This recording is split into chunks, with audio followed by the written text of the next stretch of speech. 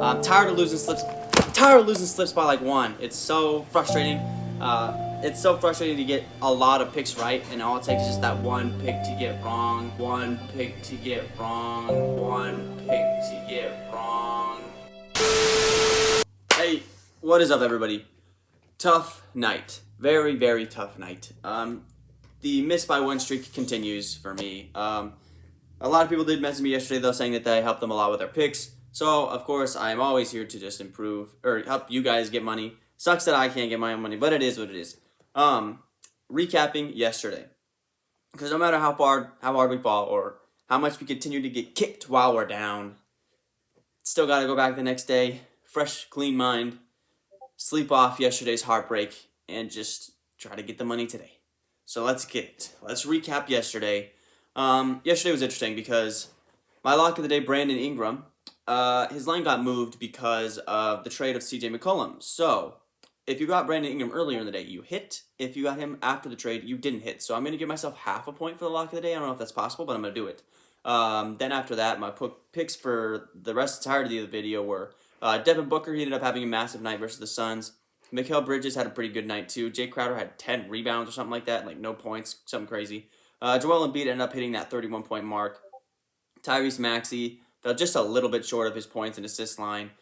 Clint Capella, of course, in a blowout, gets the most minutes he's gotten in like 10 games. So that's cool. He ended up getting 12 boards. Al Horford sold the bag pretty big. I knew that Celtics-Nets game was a line to really not mess with, but I still thought Al Horford could at least get a couple rebounds. He didn't. Jaren Jackson Jr. hit in the first half, as I expected. He had a pretty big game. John Morant hit a little bit later in the game, but he hit on his points. Christian Wood fell just a few short versus the Pelicans on his points, rebounds, assists. Luka hit on his points. Jokic fell short on his points, rebounds, assists. Julius Randle ended up having a big night as expected.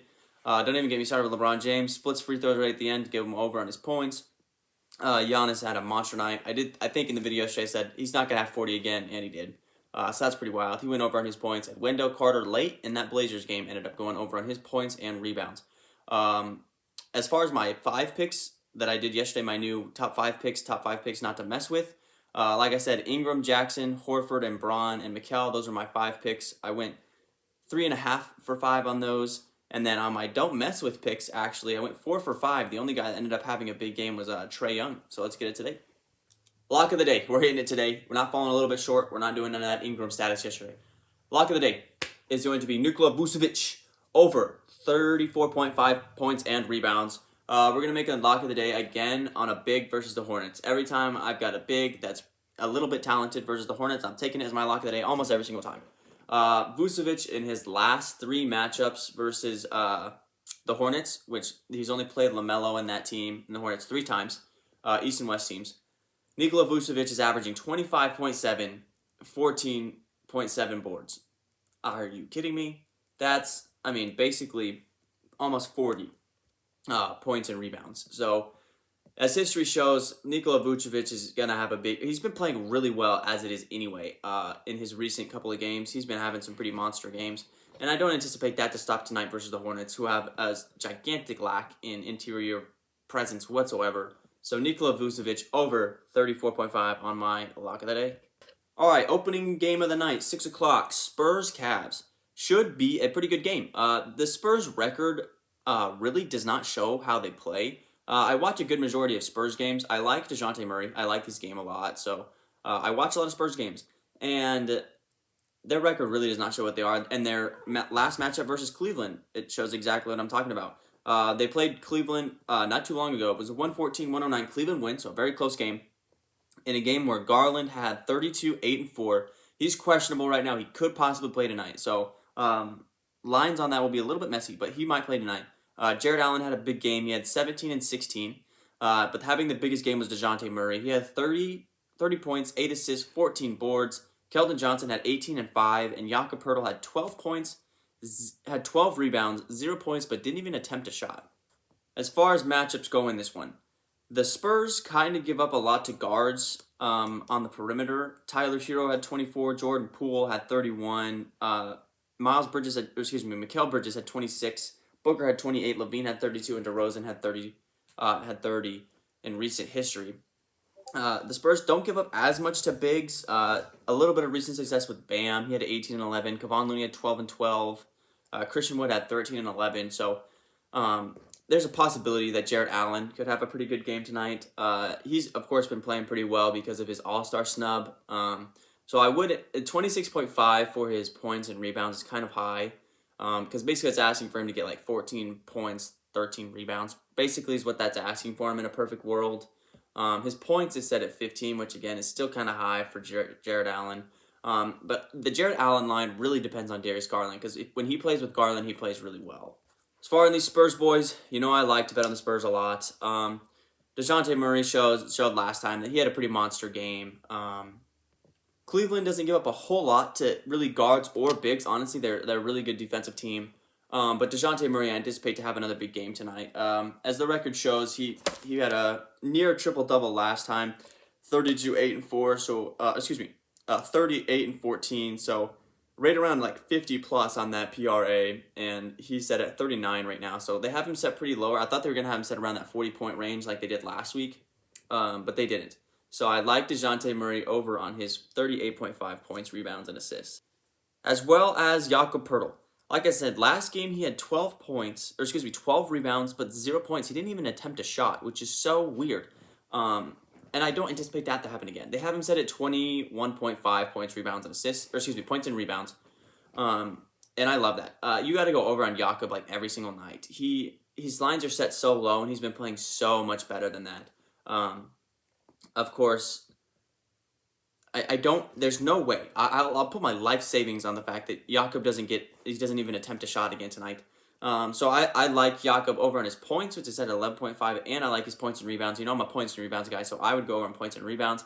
But his history shows, there's no reason he won't score at least at least 8 points, really, at least 10 points. He can get 10 and 12 any night he wants to. Well, a 3-team trade has just gone down at the time I'm recording this right now. Trade has just went down between the Jazz, Spurs, and Blazers. Jazz get Nickeil Alexander-Walker and Juancho Hernan-Gomez. Spurs get Thomas Satoransky and a second rounder, and the Blazers get Joe Ingles, Elijah Hughes, and a second round pick. That trade just went down. Not trades that are really going to affect any of these teams' rotations really at all. Ingles, I guess, is a Jazz's sixth man, but still none of those are going to affect like they did yesterday. As far as the Bulls-Hornets 6:30 game, they have played this season. Looking at their last matchup was a 133-119 Bulls win. Bulls pulled away pretty late in the third. They had almost a 30-point quarter every single quarter, so it's hard to keep up with the team when they do that. But from that game, I already said my lock of the day was Nikola Vucevic, and he was the star of the game for the Bulls. He had 30 and 14 for Vuce in that one, so 44 on that points and rebounds. Still like that a lot. DeRozan had 28 and Levine had 25. So the two Bulls boys did their work again in that game, as they've been doing in recent play. As far as Hornets lines, Hayward ended up having 22 in that game. Lamelo had 18 points and 13 assists. So I know Lamelo's assist line is a line in this game that I kind of really like. It's set at 8.5, which is a little bit high.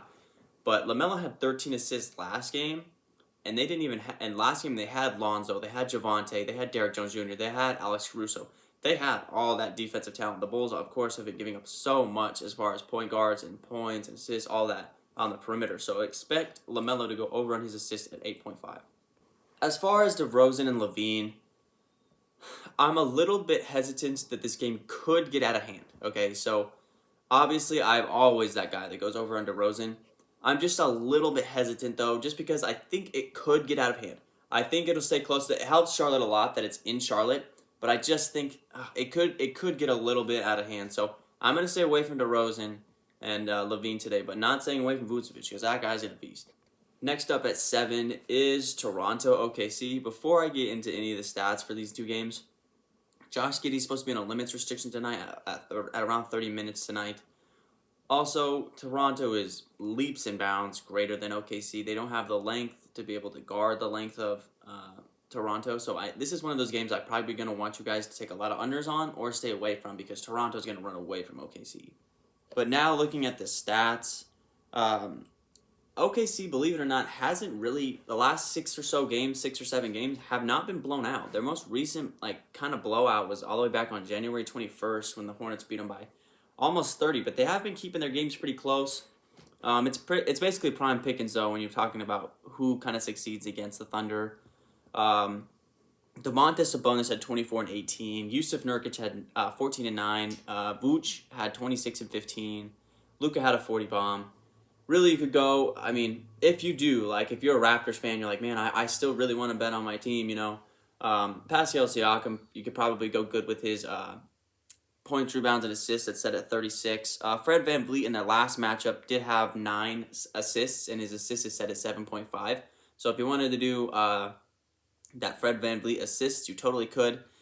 Do note that in their last matchup, they didn't have OG Anunoby. So that's why Scotty Barnes managed to get 18 and 8 in their last matchup.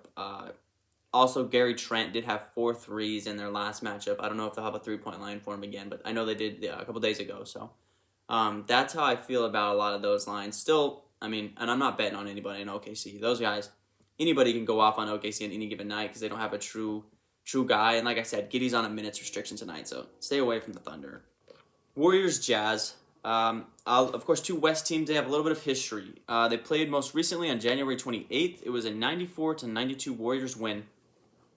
This was with Rudy Gobert and without Donovan Mitchell, though, in this matchup. Keep that in mind, as well as without Klay Thompson. So, Bojan ended up having 21, Bohan for the Jazz. Rudy had 12 and 18. Jordan Poole had 20, and Steph only had 13. So, I know, obviously, Rudy's out again. In both matchups, Rudy had 12 and 18 and 20 and 19. So Hassan Whiteside, whatever, if they give him a line, might be a good one to go with. I don't know if they will, but Hassan Whiteside's rebounds and stuff might be a good one to go with. And Jordan Poole will be getting the start tonight, of course, with Klay Thompson out, sitting the front end of this back-to-back for the Warriors. Poole had one good game where he had 20 points, and Wiggins had the other good game where he had 25 points. It's hit or miss with Wiggins and Poole. They're both set at 17.5. It's really hit or miss with those two. Like, one of those, whoever has a good night one night, the other one won't. So, Wiggins or Poole, man, it's your choice. No Jazz lines still, though, out at the moment. So, if I had to choose one of the Jazz members, it would definitely be over on Donovan Mitchell. He's been playing good since he come back from his concussion protocol. Warriors have good perimeter defense, but I know Donovan Mitchell's a bucket getter, so I have faith in Donovan Mitchell to go over on his points, whatever it ends up being, if it ends up coming out before I post this video. Timberwolves Kings playing back-to-back nights. They literally just played each other last night, and then they're going to go back at it again. I have to go, no lines out for the Kings at all right now, but you have to go over on De'Aaron Fox and Harrison Barnes. I kind of forgot because De'Aaron Fox has been out for like a month, it feels like. De'Aaron Fox is going to be the number 1 guy, obviously, now that Tyler Halliburton's gone. So, got to go over on whatever they got, De'Aaron Fox at. Harrison Barnes is going to be now their number 2 scoring option. So Harrison Barnes and De'Aaron Fox might not be bad ideas to go over on them.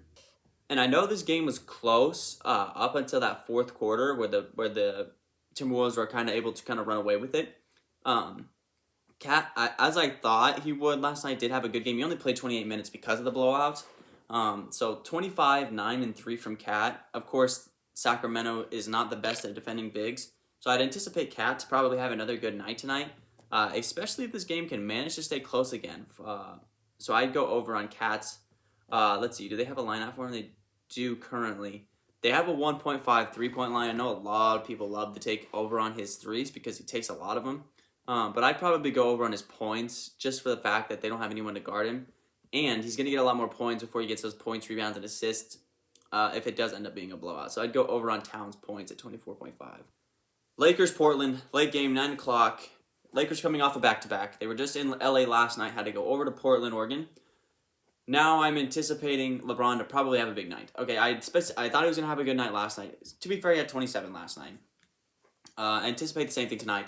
Portland and the Lakers, this could be a good game throughout. I don't think any of these teams are going to be able to blow out the other. Both teams are lacking a lot. Right around that same position as far as West standings as well. So look for the Lakers and Portland to be a pretty good game. As far as lines go, I want to say go over on Anthony Davis because there has been, even Wendell Carter last night, he just had 18 and 8 versus Yusuf. So if you wanted to go over on Anthony Davis for his points and rebounds, go for it. I think it wouldn't be a bad idea. But definitely my most confident one out of that would definitely be go over on LeBron James' points. He's mad. You can see it in his press conferences. He wants the team to do good. He wants to win. And so I anticipate tonight versus Portland is a chance for them to bounce back against. Last night they played a title contending team in the Bucks. So tonight they play a team not as high caliber, high prestige. So look for LeBron James. Probably a pretty big night. All right, it's time for the top 5 picks. My top 5 favorite picks, and my top 5 picks to not pick or not mess with tonight. Starting off with our top 5 picks that I like tonight. Of course, coming in at number 1, it has to be Nikola Vucevic, over 34.5 points and rebounds. No reason to not take this. He's facing Charlotte. He's going to have a monster night. On to the next one. My second favorite pick of the night tonight is going to be DeJounte Murray, over 38.5 points, rebounds, and assists versus Cleveland. It's going to be a good game. These two are teams. Again, I guess that San Antonio's record does not really show how they play and how they are. I like DeJounte Murray over on his points, assists, and rebounds. My number 3 pick tonight is going to be coming from the Utah Jazz Golden State Warriors game. The Jazz lines have now been posted over on Donovan Mitchell, 25.5 points. He's all they got offensively right now. They just lost Joe Ingles, another guy that's pretty good at running the offense, so he's going to have the ball even more tonight than he probably normally would. Donovan Mitchell, over 25.5 points. I love this line. Coming in at number 4 is another San Antonio Spur, over on Jakob Poeltl's points and rebounds versus Cleveland. The numbers show, this is one of the rare times where the numbers show to not do this pick, where I'm still going to do it. Jakob Poeltl and DeJounte Murray, they're way too hot right now to not bet on them. The two of them have been playing really well. DeJounte Murray just got named to be an all-star just the other day. Jakob Poeltl is his roll man. He's his big man that he's running this pick and rolls with. So I like Jakob Poeltl over 21.5 points and rebounds. Or if you want to do his if you want to do his points over 12, go for it as well. And my fifth favorite pick of the day, my number 5 pick is going to be Lamelo Ball, over on his 8.5 assists. He's averaging 8 assists exactly in the 3 times he's played Chicago. Of course, 2 times he played Chicago, it was without Lonzo and that great perimeter defense. And the one time he did play Chicago, he had 13 assists. So I anticipate Lamelo to hit that assist line pretty easily tonight. My number 1 pick that I think you guys should stay away from is going to be Russell Westbrook. His points, rebounds, and assists, they've moved it down all the way to 28.5, which is just so low compared to what Westbrook normally does. He's just not playing games, man. Frank Vogel is not putting him on the floor. Lakers are struggling. I would stay away from Russell Westbrook. There's always a chance that Russell Westbrook could always go crazy, but I would just stay away from Russell Westbrook tonight. I don't want to do it, but I have to. Number 2 is going to be coming in with Anthony Edwards. Man, if this dude is just the most inconsistent guy I've ever seen. How can you drop 25 points in an NBA game, be averaging over 20 points per game, and then some nights you score 2 points, and some nights you score 5 points? Like, Anthony Edwards, has to be a pick I want you guys to stay away from, whether you do his points or his points, rebounds, and assists for Anthony Edwards. Number 3 is going to be coming from the Cavs Spurs game. Stay away from Evan Mobley.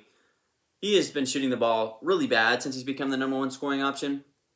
And if Darius Garland does end up playing tonight again, or if he does end up playing tonight again, anticipate him to not get as many touches. And if he doesn't play tonight, anticipate to have him another bad shooting night. The Spurs have pretty good interior defense with Keldon Johnson and Jakob Poeltl. Those guys are pretty good at defending the inside, so don't expect Evan Mobley to have a big game. My number 4 stay away pick is going to be coming from OKC Toronto. Stay away from Darius Bazley. I know there's probably not too many people that are betting on Darius Bazley, but if again, my top 5 picks I want you guys to stay away from are picks I kind of want you to go under on, because these probably won't hit. So it's stay away from in the sense that I want you guys to go under on these.